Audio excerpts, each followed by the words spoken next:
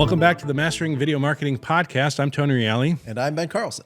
Today, we are going to be talking about ways to use video marketing for your business, for your personal brand, how to grow your company or your personal brand with video marketing.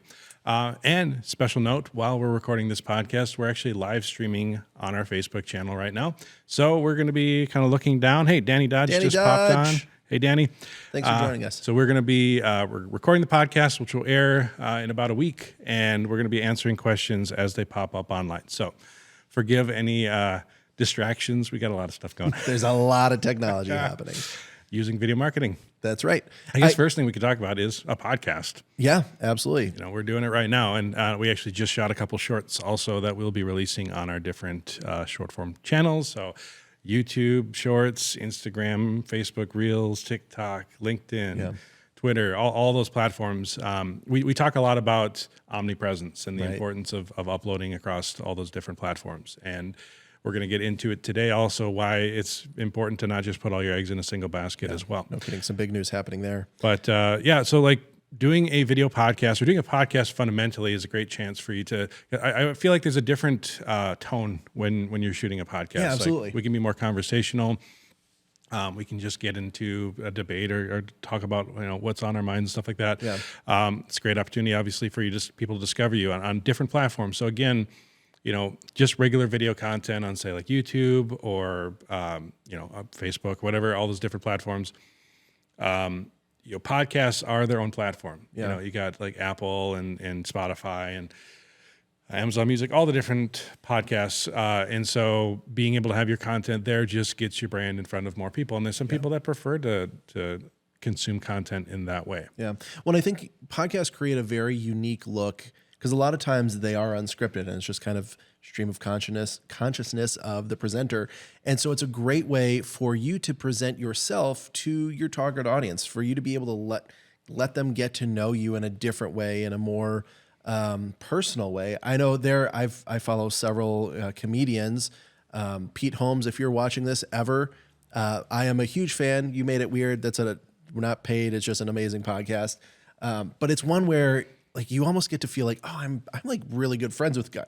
We've met one time at a comedy club in Appleton. I'm sure he does not remember whatsoever, but I know about his family, his kids, his relationship with Faith and with other comedians. And it's that type of in-depth personal touches that you can get with a podcast that I don't think you get in any other format. It would be, unless you filmed a bunch of movies or you did just an incredible amount of short form content, but even then that's not really providing value. So by doing a podcast, a lot of times it peels back the curtain and allows you to see you. It let your audience see you for who you really are. Absolutely. And then, we always recommend and encourage kind of using that dual purpose to it as well. So when we're creating this type of content, we're also thinking in the back of our minds, knowing that we're going to plan on oftentimes chopping it up into short form content. So, one of the formats that we do is just simply, we've gotten into a rhythm where when I'm asking you a question, you're answering me a question, that we're responding in ways that can be kind of chopped up into short, where we're not just rambling on indefinitely, that we can create these complete thoughts that are in that 1.5 minute range. It could be chopped up a little bit shorter. And then we can turn a single podcast into 10, 15, 20 shorts out of it. Yeah. And again, there's a legitimacy to somebody sitting with a podcast mic, and it when you're scrolling through your feed and you see that, a lot of times it's just people stop just because of that look, that aesthetic. Right. But again, like that conversation, like when I'm doing my normal shorts where I'm talking directly to the camera and giving a tip, it's a different energy as opposed to what we're doing right now. Yeah, and I think it's not just for video professionals or someone who it's an author or a comedian. I think there's a lot of industries. I mean, just take a realtor for example. If you're a realtor and you're doing a weekly, monthly podcast on market trends, on the housing or the purchasing process, all of that can be more expounded so much more in a podcast. And then, like you said, you can, that realtor would be able to then chop those up, use them into their social media. And now they're providing value, both long form and short form, to their clients, and grow their business, grow their audience, and use it as a lead gen. Absolutely. All right. Well, let's get talking about types of video marketing. Yeah. First one I want to talk about is one that I think a lot of people either overlook or just don't use the right way. Yeah. And that is testimonials and social proof. So, we talk a lot about how it's such an important thing. Like if you think about when you go to a product page for, if you're going on Amazon and you're looking at, about buying something, where do your eyes go first? Usually you're looking at probably the picture of the item, maybe the price, of course, but more even before, you'll often look at the description or the specifications. You hop right down to the reviews. What are people talking about? How many stars is it? What are some of the top positives, top negatives? People that review section is so vitally important. Same thing when you're going to a Google restaurant, or you're Googling a restaurant and you're like, here's one that's 2.5 stars. Here's one that's 4.2 stars. Which one are you going to be more interested in? Well, I think even more than that, Google has done a great job of really optimizing. So if I'm looking for, my daughter has a dairy allergy. So rather than even just looking at the reviews, I'm looking for those keywords and I'm seeing, are there vegan options? Are there dairy-free options? If I'm looking for, I want a new vacuum to vacuum my couch, I look in search vacuum couch and see who else has been using this for a couch. What have they been using it for? What have they struggled with? And so I think the reviews are more than just, oh yeah, this is nice, or oh no, this is bad. But it is a really powerful search engine where people can get really into the specifics of what your product or service does. And so now we talk about that people have those viewer patterns, and yet people don't incorporate that into their website design.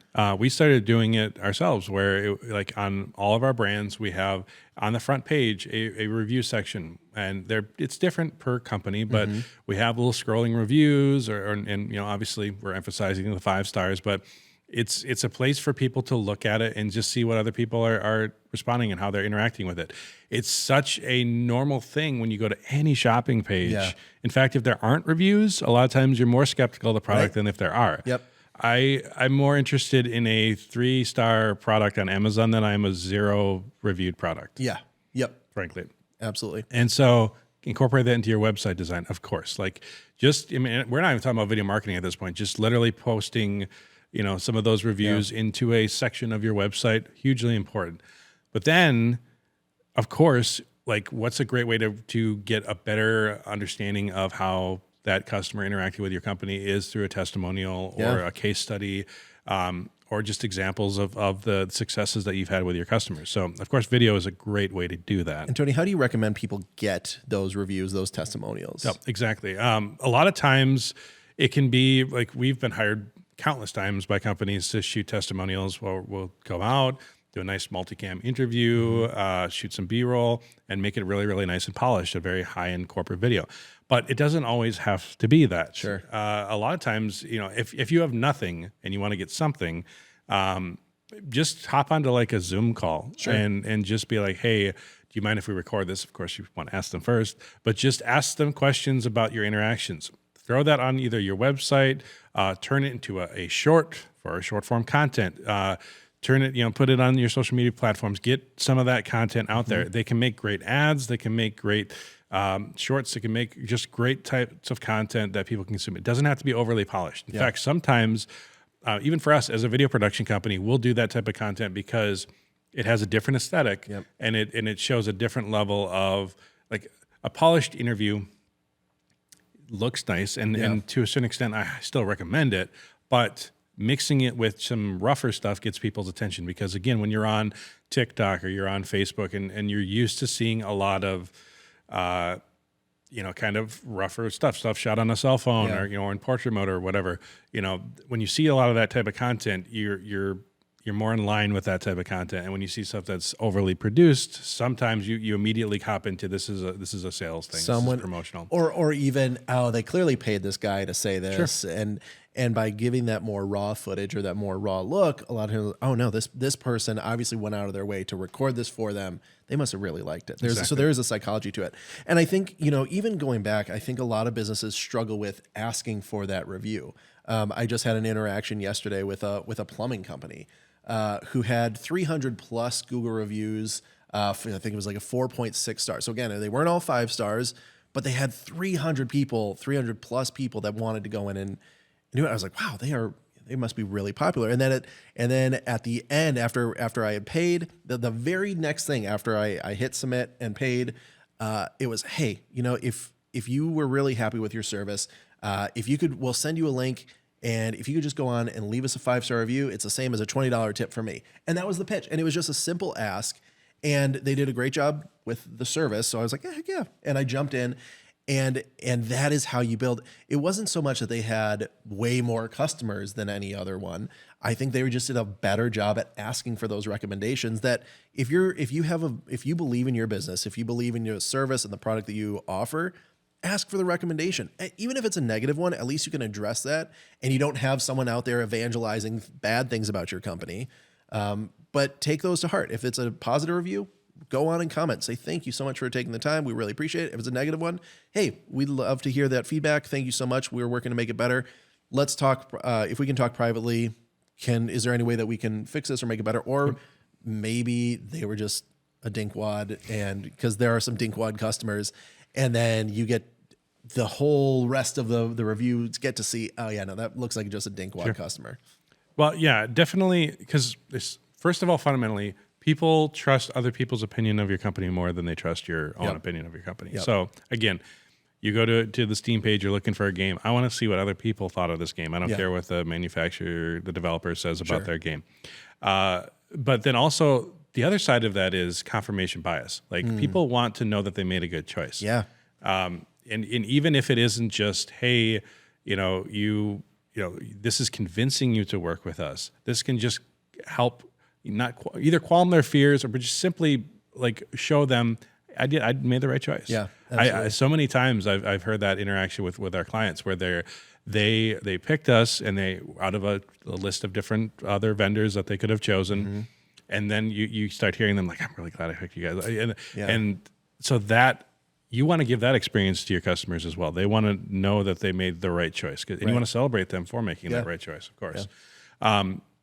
But where I say a lot of businesses make the mistake in this type of content is simply where they just don't utilize it in their marketing strategy. They'll like take that video and just throw it on a testimonials page of their website and just let it sit there. And I mean, I'm not saying don't have that. You should have that, but don't let that be the only place that you use it. Right.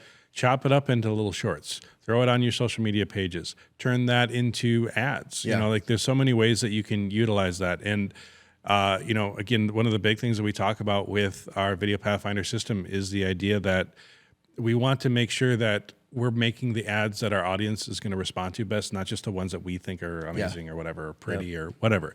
So for some audiences, customer testimonials are the best form of advertising. Yeah.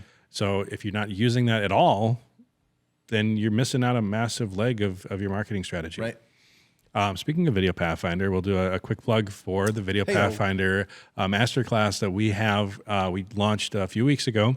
Live and running. It's been awesome to get the feedback from people. It's so gratifying to create a piece of educational content that is helping people. Yep. That's, fundamentally why we started NextWaveDV in the first place. But to have this really organized, easy to follow, just condensed system that people can watch with the PDF download and everything. It's just a great course. Yep. I'm biased, but we put a lot of effort into making it this great thing that people can watch that and quickly understand this is how to have a healthy social media strategy, and then also how to develop effective ads for that side of their marketing strategy. Absolutely. So check it out, videopathfinder.com, completely free to register and download. And you can watch the whole thing and let us know what your feedback is. Yes, please. We've been getting a lot of great feedback on just how it's been helping people already. It's something that we're just emailing to our clients and saying, give us a shot. And a lot of people just kind of blown their minds and like, I never thought about marketing this way. Yeah, absolutely. Or even, oh man, there's a lot of stuff there that, I kind of knew, but seeing it all in one place and seeing how it all fits together was so helpful in being able to put my strategy forward. Absolutely. All right, so that moves into the next category that I have, which is valuable content. And we talk a lot about that in our channel. We talk a lot about it on Video Pathfinder system, but basically developing valuable content for your audience and allowing them to know exactly how to rely on you or where to go. Because everybody uses, the internet is such a massive organization of answers to questions, fundamentally.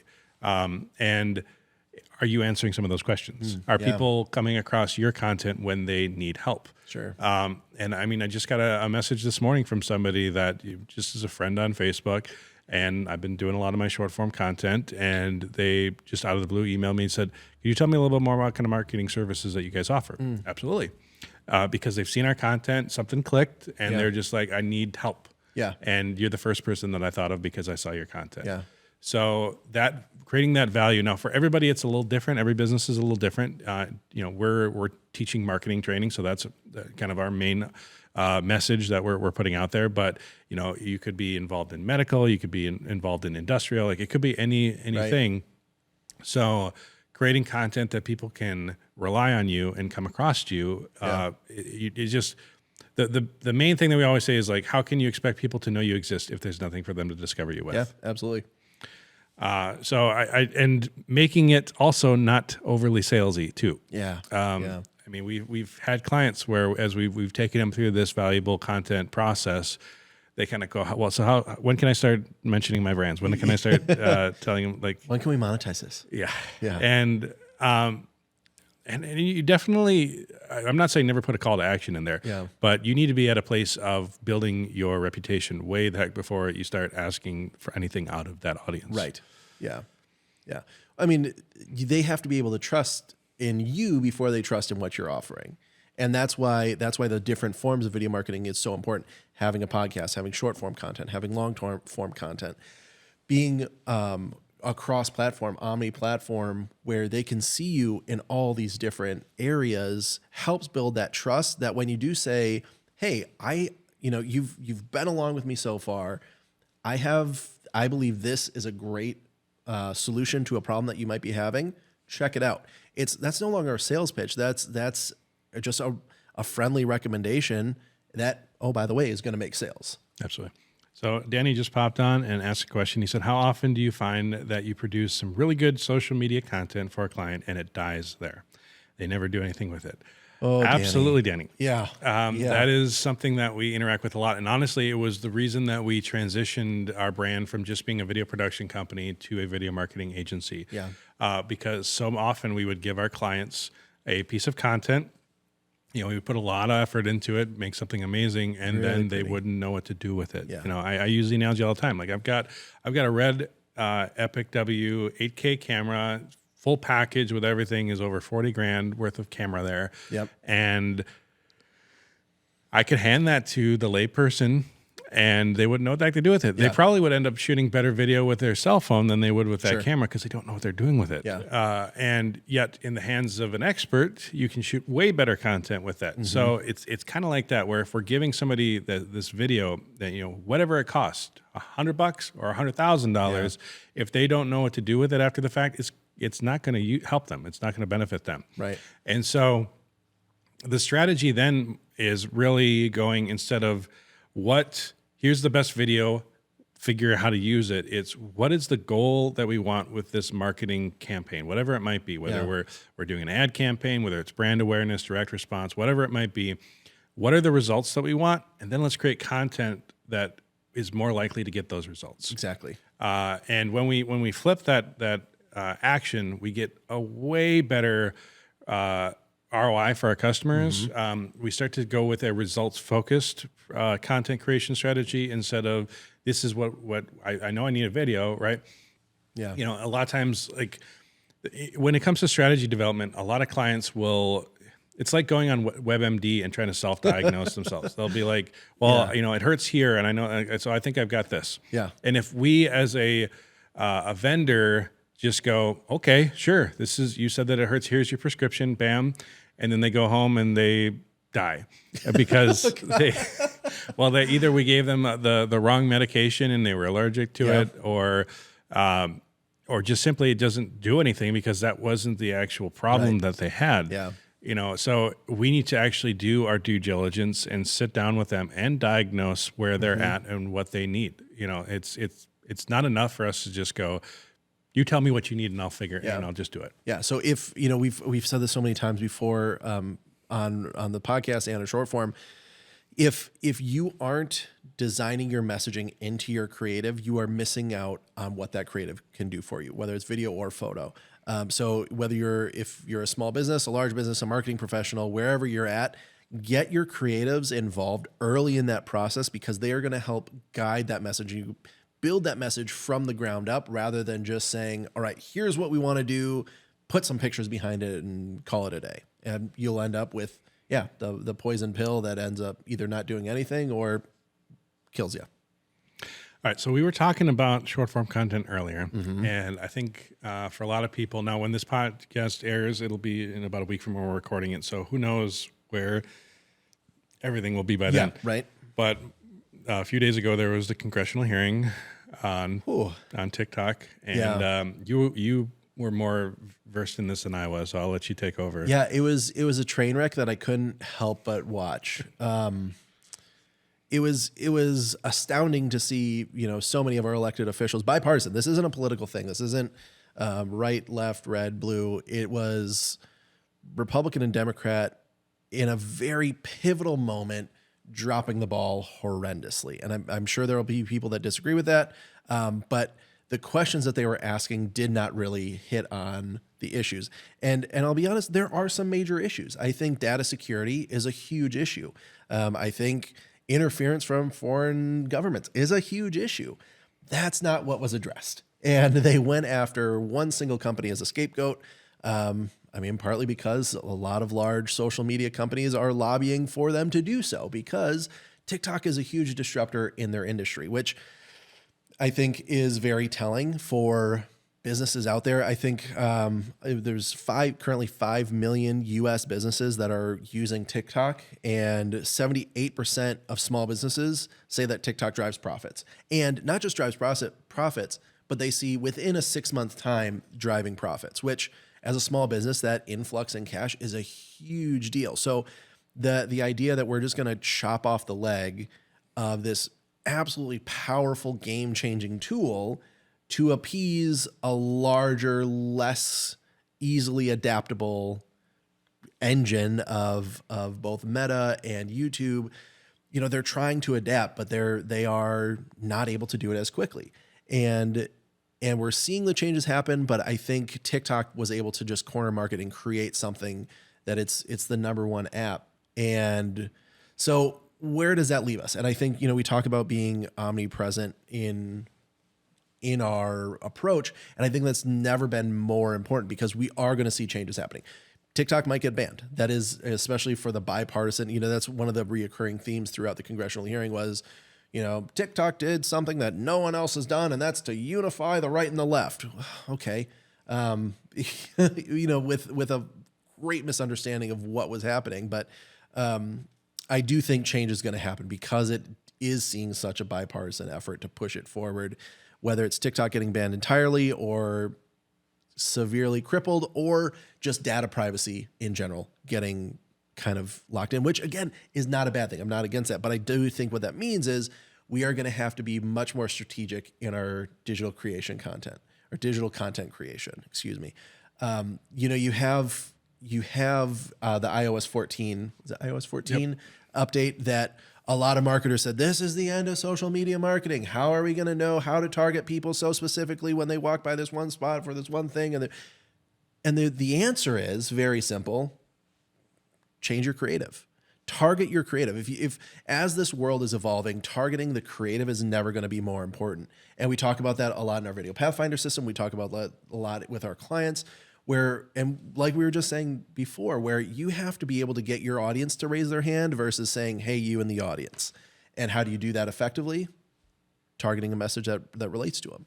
And that's why we value video marketing so much in that process, because fundamentally, so many reasons, of course, but like you can tell a great, more emotional story, you can get more buy-in, but like even from an ROI standpoint, if you're creating video ads, think about it this way. If you need somebody to understand all the features and benefits of a product, how are you going to do that? Well, you have to explain it to them. You have to give them that list of things. And if you're just doing a Facebook ad and you only have so much room in the description, And you can only have like, maybe a couple images or whatever, carousel ad, maybe if you have it that way. So they have to click to get to the website to have more information. Right.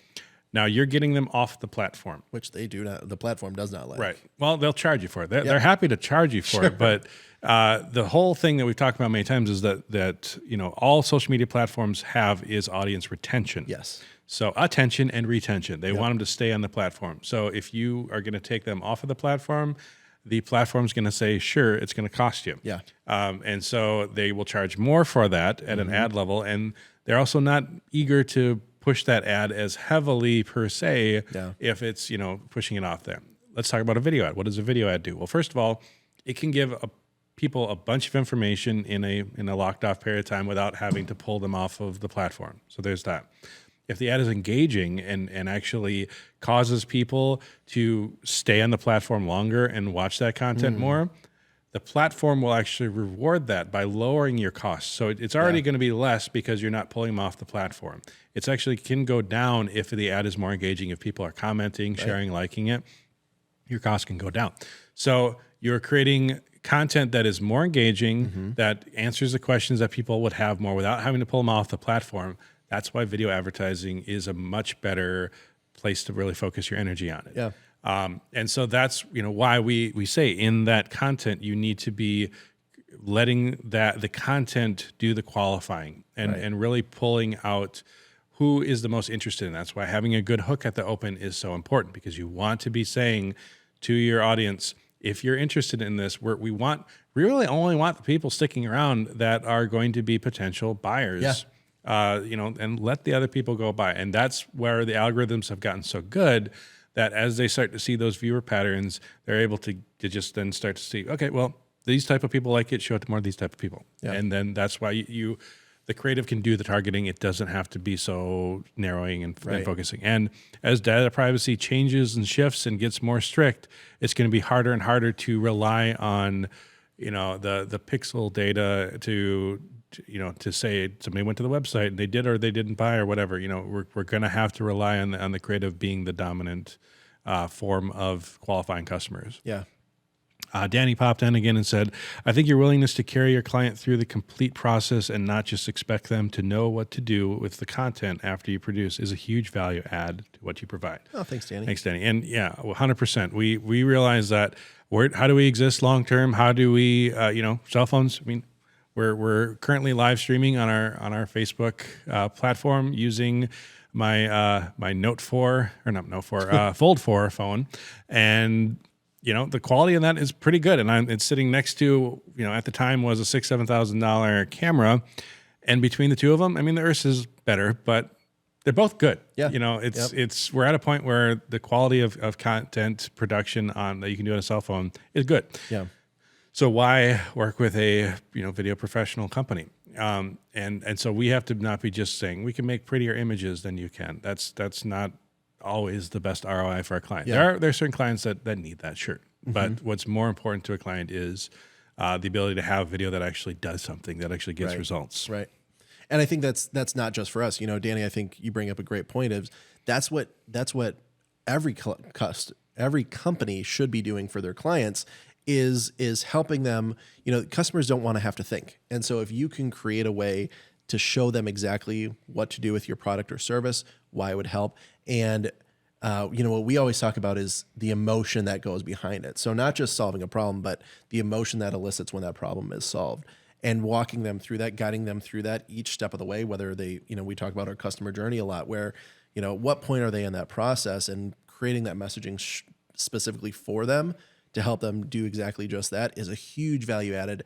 And they feel like a partner. Now it's again going back to they don't feel sold. They feel encouraged and supported as they're making a decision. We're just there helping them, giving them some information and some tidbits that from a person that they trust. And so, I think that's such an important role that we have, is that to solve those problems, or at least show how your product or service can solve those problems through emotion. And then the easiest way to do that is video. Yeah. A lot of people get stuck in the mindset that marketing is just advertising, and that it's throwing your thing in front of somebody until you wear them down and they finally decide that they want to buy it or they don't or whatever. And I think it's a horrible perspective to have with marketing because, first of all, it just makes you focus on just shotgunning your content in somebody's face until you wear them down. I mean, that's just not effective. The way that I like to look at marketing is, I say, great marketing is solving people's problems where they're at. Sure. And that's become our mantra in how we focus all of our content creation, all of the strategy that we develop for our clients. Because if you really break that down, so again, marketing is solving people's problems. Yeah. Why does anybody buy anything? It's fundamentally when the money in their pocket is worth less than the problem that your product or service solves. Yeah. Yep. So that's it. And some people, well, what about video games? It solves a problem. I'm bored and I want to do something fun. Like everything solves a problem fundamentally. Yep. Whatever that problem might be, you might not value it as a problem. Sure. But it's still fundamentally solving a problem. Then the idea of solving it where they're at. And I think that's such an important part of it too, because if you are trying to just sit back and be like, well, I'm only advertising on these platforms, I'm only sharing my message. If you're not on TikTok and a good chunk of your audience is there, and you're not creating content for that platform, you're missing out. Yeah. And so don't be just like, oh, we advertise well in the newspaper and on TV ads or whatever that. We have 17 billboards. Right. Now, if your core audience is there, fine. Yeah. That's fine. I mean, there are a lot of businesses where they have a certain age demographic that's where they're going to be more get better results from that. Yeah. That's fine. I'm not saying abandon traditional media. What I am saying though is you need to be solving people's problems where they're at, and where they are at is where you need to have your content facing them. Right. And if you're just, again, expecting your clients to suddenly come to you, if you have a great website, but it's not findable. Yeah. Right. If whatever it might be, if you're not getting to them where they're at and you're expecting them to come to you, you're going to have less success in your marketing. Absolutely. So talking also about TikTok, we mentioned it briefly, but that importance of omnipresence and tying into what I was just saying there as well about, making sure that you're not just putting all your eggs in a single basket, thinking like TikTok is the only platform that you can do it on. That's why we recommend uploading shorts to all the platforms. Right. Now, to a certain extent, you're going to get better results if you do optimize. Like TikTok, when it first started, was 60 seconds or less. Yep. Then it went up to 3 minutes, and now you can do up to 10 minutes of content. Yep. But YouTube Shorts is still 60 seconds. So when we're creating our shorts, we're typically capping it at that 60-second mark so we can kind of blanket upload it to everything. But there are times where I'll hop on TikTok and I'll do a TikTok only video if I have time. It's hard to try and fill that in when we're trying to do as much content as we're doing. Yeah. And if we're going to do longer form content, typically we value putting that on YouTube because it is a more searched platform. It is a more known platform. But that said, we are finding that each of the social media platforms are becoming more and more search engines. Yeah. TikTok, they're constantly tweaking and updating their search algorithm so that people are using it not just to find videos, but find answers to problems. Well, and also for content creators out there, one of the key algorithm drivers is your topic in a heavily searched. So there are different ways, and we can do some other videos about this, but there are ways to get your video within a trending searched topic that will help drive your sales. So if it's something that everyone's searching for and you're making content to hit that search, it's gonna far outperform, even if it's a similar content, but you don't necessarily target it to that optimized search question or function, you're gonna see less results. And that's why it's really important to make sure that you are in your description. In fact, for people that don't know, TikTok recently switched over to allowing from 150 characters up to 2,000. Mm-hmm. So use that space to add your description and make the description something that would be search friendly. Yes. Like, not just like, here's a secret tip to doing something. No, make it like, how to do such and such, how, this is how, like whatever it might be. If you're answering a question, have the question be in the description. Yeah. or variants of that question, so that when people are searching for it, that description is all that they have to work on. Right. Especially on TikTok, you need to be maximizing the description area, your hashtags, and even the video thumbnail. Yep. That's area where you can, if you've ever seen it, like you can actually add text to the thumbnail, and a lot of people just think, well, that's it's if I need text there, whatever. My thumbnail picture is fine. If you put text there, that is another thing that the algorithm uses to know what the video is about. Yeah. So utilize that when you can, for sure, because if you're doing all of that, you have a much higher likelihood of your content then showing up when it's being searched for. Mm-hmm. Do we have another? Ooh, Danny, that is a whole nother video that I love. That's a great point. All right, so let's ask it. Go ahead. Danny says, do you ever have to deal with clients who know their product so infinitely well that they don't recognize their own lack of objectivity? In other words, they tend to sell features and services without actually knowing what it is that their target market really wants. The short answer, yes, all the time. Yep. And that's simply called the curse of knowledge. And we bring that up to our clients all the time because we want to make sure that the messaging that we're using is actually relevant to what the audience is resonating to them. Because again, like, this microphone, let's say, it could say like it has this pickup pattern and it has all this kind of stuff or whatever like that. But to an audio file, yes, they care about that. To a podcaster, they're like, does it sound good? Yeah. Or going a step further or earlier in the customer journey, is this going to work on my platform? Is this, can I just plug this in and make it work? It seems like it's pretty complicated. What do I need to do with it? Well, here's an example. The Rodecaster Pro 2 here that we use for our podcast, I literally have it USB'd into my phone right now, and that's how you guys are hearing us. So instead of the phone audio, you're hearing it off of the Rodecaster, and it works just as a USB mic. I haven't used that feature before, but for this, it works amazingly well. Yeah. Really cool thing to have. So, and they have that in their advertising. So for people that are just like, I need to do a video podcast, I can use my phone, I can plug into it.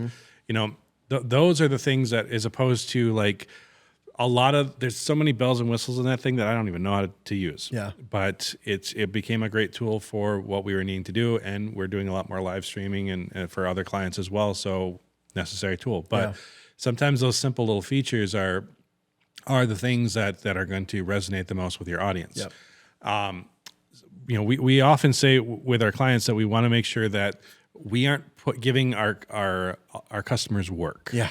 Right. The verbiage or the old idiom is that the confused customer never buys. Yep. And if you are giving your customer work, if you're giving them a list of features and then they have to figure out how those associate to benefits to them, you're giving them work. Yeah. Nobody wants to do that work. Right. And unless again you are so versed into, like, as a video professional, if I look at a new camera, I can go, that would help me. That's how that would help me.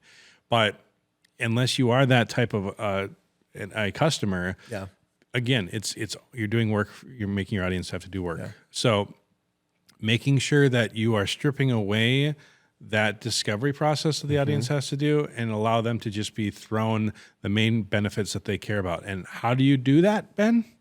Well, the best way to do that is to use platforms like Facebook as a chance to kind of do market research, to do those kind of think tank, what do they call them back in the day? The focus groups. Focus groups. Studies, yeah.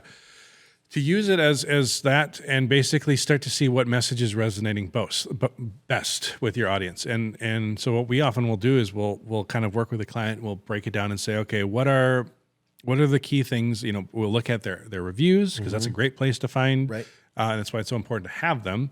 It's a great place to find where people are, what things that they cared about most. What did they like the most about your company? And what if a company doesn't have the reviews? Well, competitor reviews. Okay. If you have a similar product or service that's in line with what you have, don't ignore that. That's a great resource for you as well. Right. Both positive and negative. Exactly. Yeah. Absolutely. Because the negative can be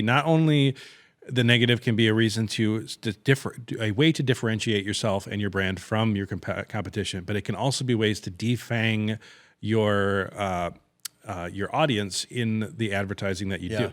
And what we mean by defanging is if you're if your audience watches an ad or sees an ad for your product, there are a lot of times they're going to be like, yeah, well, I don't need that. That's not a problem that I have. Or, well, what about this? Does it do this? Does it create this other problem that I would now have to deal with? So if knowing some of the top negative things that people might have or concerns they might have, you can incorporate that into your marketing message right away to defang them as quickly as possible. And when we're using the platforms like Facebook, we can A/B test different messages to see, again, what the things that people care about the most, because you might be like, well, this is such an important thing. And then all of a sudden, you do that process and you go, well, actually, people don't care about this. Right. And it's really eye-opening for our clients when we take them through that process and they go, oh, this thing that we thought was a minor benefit was the main thing that people care about. Yeah. Which I come back to, get your creatives involved in this process early. We've dealt with customers where they had the sales team develop the videos, and the sales team was in the videos, and it turned into basically their trade booth sales pitch. And it worked. It was, for the tool that they were looking to do, it worked. But is that the most effective messaging? No, because, and even if it's, you're trying to defang it, it's like, well, we have this feature, this benefit, people care about the emotion. And so what are you doing to create the emotion in your content to help defang and help alleviate those fears? Because now the emotion is fear. It's like, I don't know if this is the right thing for me because of this objection. But if you can show how yours not just overcomes the objection, because that's a feature style benefit sell, that's really easy to do. But if you can help them, calm them and say, because of our product, we're able to do this, and help them see how it soothes that emotion of fear, you're going to be much more likely to see success in your advertising. Danny had one more question. Oh, Danny had one more question. Danny, I appreciate all your comments. These are great. If I'm looking at possibly hiring your company to work with me, what is that I am hiring you to do? Okay, so we advertise ourselves. We separate that we're a video production company and video marketing agency, and the video marketing agency is actually literally a separate brand. We separated it out because there are a lot of companies that just need that video production company, and Creative Edge Productions as a brand, as a company, has a good web presence, and we didn't want to undermine that. So we are now separating it out to Creative Edge Concepts is our video marketing agency, focus on that campaign strategy. So it isn't just, hey, we are doing pretty ads for you that you can use as an ad, but what does that look like to a customer? Like creating a complete campaign isn't just an ad. Right. It's how are we? What are the goals with the ad? What are the results that we want? What are the conversions that we want to get? What are the different steps of the customer journey that we want to take our audience through in the advertising? So not just, hey, here is an ad. Here's a retargeting ad. Here's maybe a testimonial ad that kind of solves some of the problems that they might have and reasons that they didn't make that purchasing decision out of the first ad. When they click on the ad, where do they go? Right. A lot of times, companies will throw their customers onto like their homepage of their website and say, "Hey, this is."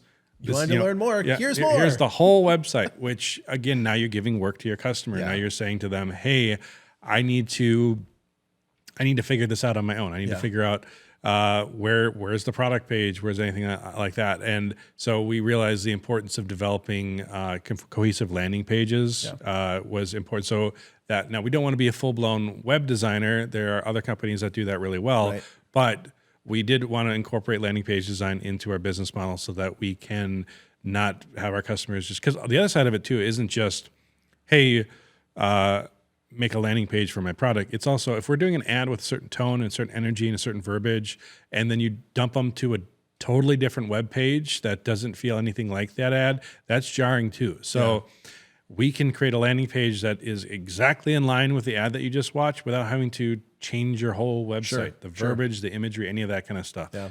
So that's important. And then of course, once we're taking them through that process, there are a lot of times people aren't ready to buy that moment. So we do encourage some sort of way of capturing email addresses, whether it's a discount code, whether it's a freebie, whatever we can do for that in that sales process. And so again, what do you do once you got that email address? This is going back to the valuable content that we talked about earlier, making sure that You're not just going for the hard sale right away. Yeah. So in that email, we can develop campaigns for our clients that walk them through creating valuable content. Here are solutions. Like for us with our Video Pathfinder webinar, we collect our customer or our audience's email address to access that, and then we continue to give them valuable insights. So like I recently on NextWaveDV did an episode about how to upload short form content. If you've never done it before, here's how to do it. Here's how to get up and running on it. That's a great tip video, and we talk a lot about it in the Video Pathfinder webinar. So we have an email that goes out and says, hey, if you're new to this, boom, here's this episode we did as a tool that can help you solve that problem. So we're not going for the hard sell. It's here's more help, here's more insight, and if it helps you, great. And then occasionally we sprinkle in a little like, if you need that extra step with us, reach out. We're more than happy to help. Yeah. But again, coming not from a, hey, buy this now in the next 30 minutes, or it's more from a, hey, you've come along with us this far. You've gotten all this information. If you need some further help, we're here. Let's talk about it. And that's always been my approach and how I do sales and how I just interact with people in general. Mm-hmm. So that became the holistic approach of our agency. And so there are clients that need that, and there are clients that don't. There are plenty of clients that have their own marketing department, or they're good. Or working with another agency. Exactly. Yeah. So that's why we separated the two things out, and we promote them separately because they are two different processes that we take our customers through. Right. One is more project-based and one's more retainer-based. Yeah. So I hope that answers that question, Danny. But we felt some businesses feel they can kind of dump it under a single roof and have a single brand that does both. We felt that it was better to separate the two just so that we can market them separately and optimize the website separately. Absolutely.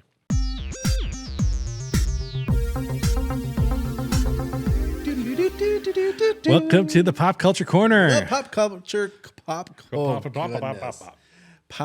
Corner. Yes. There we go. All right.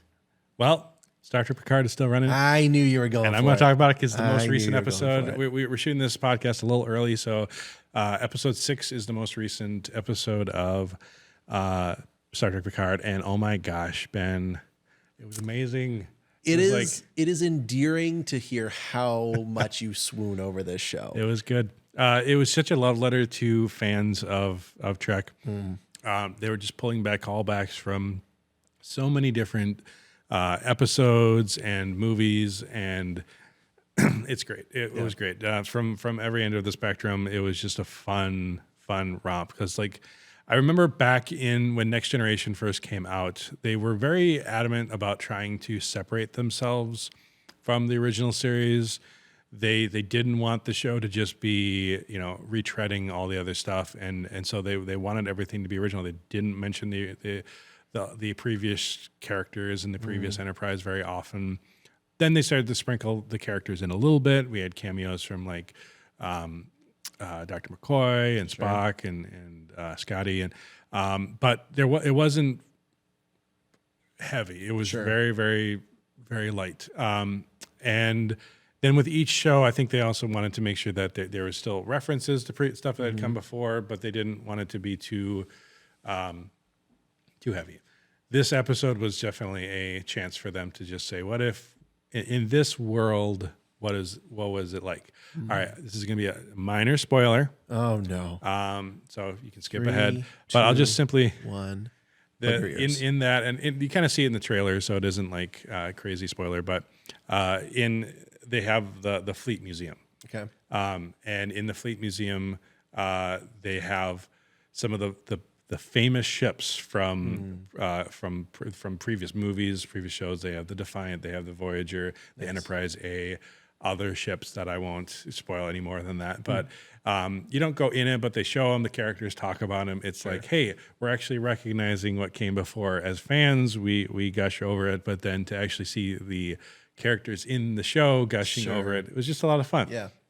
And then there's a whole nother area in the episode that I won't spoil, that they're showing even more from kind of the opposite end of the spectrum. The stuff there's the stuff that we adore, and then there's the kind of the infamous stuff. Just a lot of fun. So just great.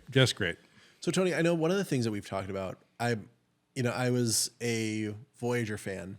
That's kind of where I jumped into the Star Trek verse. But one of the things that you talk about is across the different generations, there has been fan favorites and also opposition to, this didn't stick to it, this didn't do. How do you feel that Picard has handled that to be able to really do justice to not just the show, but also the fans? Well, the thing you always have to realize when, like, the fact that any show ever gets made is a miracle because of all the politics in the world of everything. You know, like I love Lord of the Rings and Rings of Power. There are things I like about it and things I don't like about it. And you know, it's got the showrunners color what they want.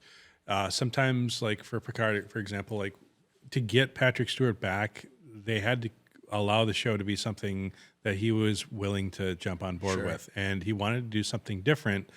And it wasn't exactly tonally the classic Trek that we all grew up with. So, because of that, you have to acquiesce to certain things that the higher ups and all these people are wanting to put into it. The interesting thing is by the time we got to season 3 of Picard, there were other things that the higher ups were focusing their energy on, and they just needed to kind of finish it. Sure. And so they handed it to Terry Matalas, who you've heard me talk about before.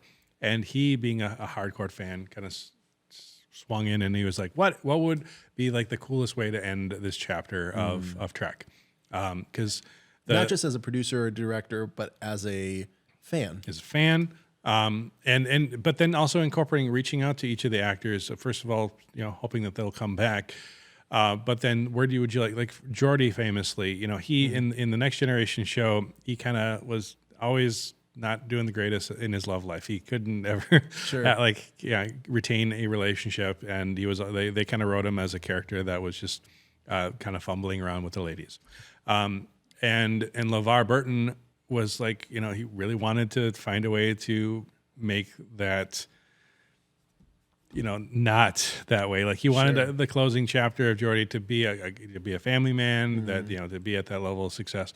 And so not only do they have his daughter be a pivotal character in the show as one of the bridge crew on the Titan, that daughter is an actress. His actual real life daughter, got to play his other daughter. Oh, cool. And so in the most recent episode, they talk about LeVar Burton. There's behind the scenes on it that you can watch on the Ready Room, and it's just him gushing about like this is the most it's fun to see the actors loving what their characters are being brought back to do. The fans are loving it.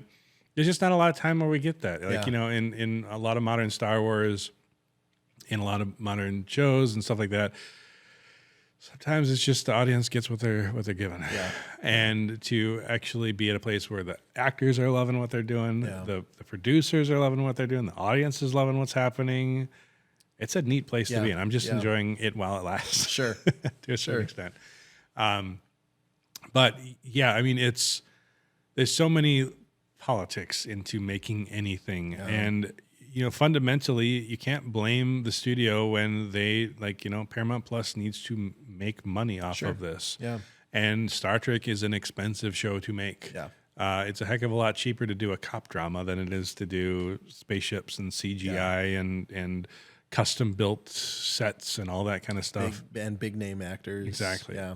So, the fact that we got this is amazing. And what's kind of cool is that the actors are very much saying, hey, we'd want to keep doing this. Sure. So that's big. See if anything happens after that. I would love to see Terry Matalas given a Jon Favreau type role and kind of be more higher up in the continuation of Trek as a whole. Sure. I don't mind the other Trek shows. It's not that, there are things I like and dislike about them fundamentally, but it's one of those things where it's like, suddenly you're having a different diet than what you grew up on, and then you go back and you take like a big spoonful of your favorite cereal that you had as a kid, and you're like, oh my gosh, I forgot how good this was. Yeah, right. Oh wow, where's this been? Yeah. Any stuff you've been watching? Ooh, I'm still trying to get through 12 Monkeys and started watching season 3 of Mandalorian. Yep. Yeah. Season 3. Also, I'm a big Ted Lasso fan. For all my fellow Ted Lasso fans, season 3 just came out. And have you watched it at all? Have you seen I it? have not seen some clips, but I've not gotten They to the show. they took a very interesting character arc with one of the minor characters that has become a major player, not an actual player, but a major actor, a major character in the show. And I'm excited to see where they go with it. I think they are setting it up well, just based on what I've seen so far, to be able to bring it home really nicely. Again, I don't want to give too many spoilers for those who haven't watched it, but that's one that I've really gotten into, and especially the origin story of it. Just with Jason Sudeikis, coming in as almost like a farce, where it was really just meant to be a commercial, and seeing him and some of the other supporting actors who are producers, and they're really the brainchild. It's their brainchild. Seeing how much passion they have for this project, and seeing a lot of behind the scenes interviews, things that I didn't know about the show originally. It's become, it's one that's near and dear to my heart. So Very cool. highly recommend it. We don't talk a lot about games. Is there any games that you've been playing at all? I'm so bad at games. I know it's hard to say that as working at a VR arcade and an esports arena. I'm still trying. I gave. Words are hard. No. Oh, well, you think about that. I'm going to say, like, I know it's been a little bit now, but when Metroid Prime remastered, was it remastered or was this whatever? I think it's remastered, something like that. I was just so excited to see that happen finally. Sure. I'd never gotten around to playing the Prime series of games. I'm a huge Metroid fan, but I'd only play the 2D games. Sure. Still haven't finished Red yet. I need to get around to that. I got probably about a third of the way through, and then life happened. But it's just cool to get, because yesterday, Nintendo officially shut down, as of the time of this recording. Nintendo shut down the 3DS and Wii U eShops. Oh. So that entire library of games is no longer available. Why? It's been over 12 years. And they're focusing their energy on Switch and that moving forward. So, I mean, you can still fundamentally use it if you have your games all downloaded and everything, and then you can buy physical copies of games, Sure. but the price on those are going to go through the roof now. No kidding. So might be a good time to sell some of them if you want to make some money. Sure. But I've been a longtime Metroid fan, and it's good to see the franchise getting some love again, because there's a handful of Nintendo IPs that are more cult classics. Like Sure. Metroid had this weird evolution where it was cult, and then it became really popular with Super Metroid did pretty good. Yeah. But Metroid Prime was where kind of it hit mainstream. Sure. But then it kind of arced out of that, and then they tried other things, and they just never hit the main popularity that, of course, you get with Zelda or Mario or any of those types of games. Yeah. You remember what you were going to talk about earlier? What's the game where you get dropped in? It's one of the most popular games. You get dropped in, you go Battlefield? No, it's the shooter with Fortnite? Fortnite. Son of a gun.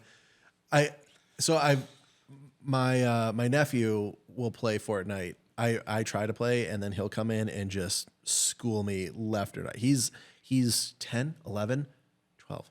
He's young and just trounces me. And actually, he places in the top 5 most of the times that he plays. He's just an awesome player. So I got tired of getting embarrassed in that, and then I went to Fall Guys, because I figured, surely Fall Guys is easier. No, still getting trounced in Fall Guys. So my go-to is Madden. That's a date night one that my wife and I play quite often. And she beats me. I'm not good at video games. I'll just go ahead and say it. But I am excited because this is a little shameless plug. We have the Green Bay Blizzard going to be coming in this season, and doing some community involvement. So I'm looking forward to being able to play Madden against some of those guys. They are, we got to spend a little bit of time with them up in Houghton, and they're just a great group of guys. So looking forward to be able to play here against them with the community. We'll have more details about that as it's coming closer, but. Yeah. I'm not a huge fan of massively multiplayer competitive games. Yeah. I've never been into like the battle royales or any of that Sure. kind of stuff. I don't. I mean, I'll play with some friends or whatever, but I just as a genre, that's never something that I appeal with. I prefer like Halo, in and out, die, come back, like Yeah. that Yeah. type. I don't mind Fall Guys. I've played that with my kids a little bit. It's fun. Yeah. It's fun. But all right, I think we're going to ramp down. It's been a good episode. Woo. Lots to talk about. Lots to talk about. All right, thanks for tuning in, everybody. We'll see you next time. We'll see you.